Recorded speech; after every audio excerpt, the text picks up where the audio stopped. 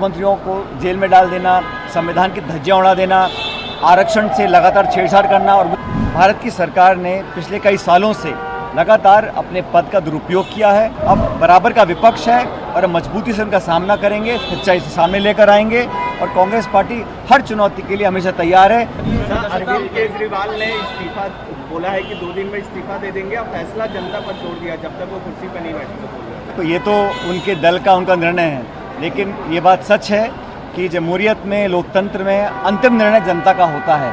और जहाँ तक कांग्रेस पार्टी की बात है, कांग्रेस पार्टी हमेशा हर चुनौती के लिए तैयार है।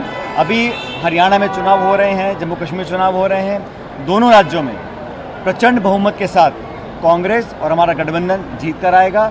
और दिल्ली में भी जो भी अभी अगले दिनों में घटनाक्रम होगा, कांग्रेस पार्टी पूरी तरह तैयार है हर चुनौती का सामना करने के लिए। और जो भी हमारी पार्टी, हमारे शीर्ष नेतृत्व निर्णय लेंगे उसके अनुरूप हम लोग काम करेंगे।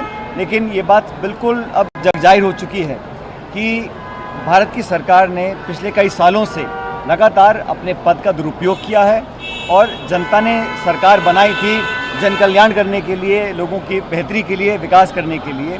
हमेशा विरोधियों को टारगेट करना, जैसा आप सब जानते हैं, मुख्यमंत्रियों को जेल में डाल देना, संविधान की धज्जियां उड़ा देना, आरक्षण से लगातार छेड़छाड़ करना। और मुझे बड़ा आश्चर्य होता है, कल प्रधानमंत्री जी जम्मू कश्मीर गए और वहाँ जाके वो विपक्ष पे, इंडिया अलायंस पे आरोप लगा रहे हैं। हकीकत यह है कि संविधान से छेड़छाड़ की बात अगर किसी ने की थी तो भाजपा के खुद के नेताओं ने की थी, मंच से करी थी। तभी पिछले लोकसभा चुनाव में ये बड़ा मुद्दा बन गया था कि आरक्षण और संविधान के साथ ये बीजेपी पूर्ण बहुमत लाने के बाद छेड़छाड़ करेगी और ये जनता समझ चुकी है। तो भारतीय जनता पार्टी बैकफुट पर है और राहुल गांधी जी के नेता प्रतिपक्ष बनने के बाद विपक्ष एजेंडा तय कर रहा है, सदन के अंदर, सदन के बाहर। हम लोग चाहे लैटरल एंट्री हो, चाहे विधेयक लेके आए संसद के अंदर, हर मोर्चे पर सरकार को अपने पांव खींचने पड़ रहे हैं, क्योंकि वो नैतिकता खत्म हो चुकी है। जिस घमंड और जिस आक्रमण से वो राजनीति करते थे, वो परिस्थितियां बदल चुकी हैं। अब बराबर का विपक्ष है और मजबूती से उनका सामना करेंगे, सच्चाई से सामने लेकर आएंगे और कांग्रेस पार्टी हर चुनौती के लिए हमेशा तैयार है, चाहे वो दिल्ली हो चाहे हरियाणा हो।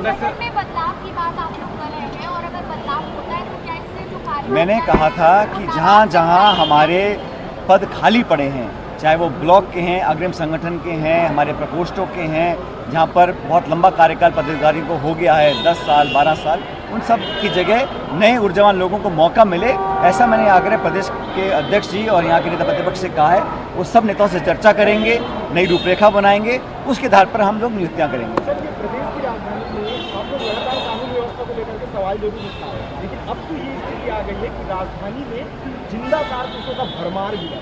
इस तरह मैं कह रहा हूँ हर जगह ये जो मामले सामने आ रहे हैं, ये कोई एक घटना नहीं है। ये तंत्र को यहाँ पर जो सरकार है उसका काबू नहीं है, उस पर उसका गवर्नेंस पे, लॉ एंड ऑर्डर पे मजबूती पकड़ नहीं है। वो तो दिल्ली से सारे आदेश आते हैं, उनकी पालना होती है। चक्कू चल रही हैं, चोरियाँ हो रही हैं, बलात्कार हो रहे हैं, लूटपाट हो रही है, आतंकी घटनाएँ हो रही हैं हर जगह, हर क्षेत्र में। मुझे लगता है कि सरकार को अपने गिरबान में झांकना चाहिए, बजाय कांग्रेस को टारगेट करने के उनको गवर्नेंस पे ध्यान देना चाहिए। सर, ये सदस्यता अभियान जो है भारतीय जनता पार्टी पूरे प्रदेश में चला रही है, लगातार प्रभारी भी जो है वो पहुँच रहे हैं, उनकी समीक्षा की जा रही है। ये सब ढोकलेबाजी है, ये सब प्रचार करने के लोग ध्यान भटका रहे हैं। दुनिया की सबसे बड़ी पार्टी है, इतने मिस्ड कॉल कर रहे हैं, मतलब वो उस लोगों को भ्रमित करने में लगे हुए हैं। जो 400 पार का नारा दिया था वो इस बार मिस्ड कॉल देके मेंबर बना रहे हैं। क्या हुआ उत्तर प्रदेश में, क्या हुआ राजस्थान में, क्या हुआ हरियाणा में? तो ये तो परिणाम लोकसभा के हैं। ये आईना दिखाया जनता को, जनता ने दिखाया भाजपा को कि इस प्रकार के जुमलेबाजी, नारेबाजी और लोगों को भ्रमित करने का जो काम है उसको समाप्त करना पड़ेगा।